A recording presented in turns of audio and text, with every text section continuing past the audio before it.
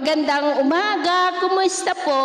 Narito po ulit ang update natin para sa lagay ng ating panahon ngayong umaga po ng October 11, 2024 na kung saan sa ngayon ay dalawang weather system po ang nakakaapekto dito sa ating bansa. May mahinang daloy ng amihan o northeasterly surface wind flow dito sa Luzon at mayroon pa rin pong intertropical convergence zone na nag-i-extend po sa silangan ng Visayas at Mindanao.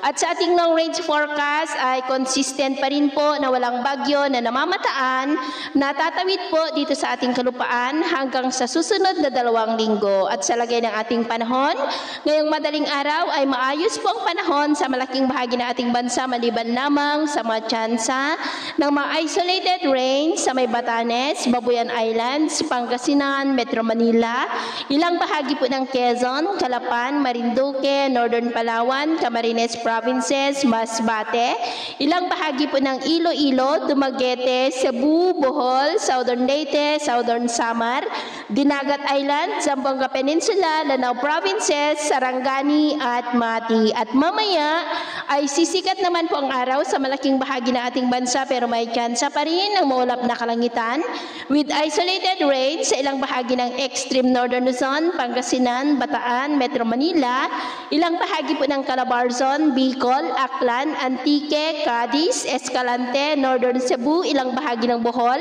Leyte, Samar, Dinagat Island at Zamboanga.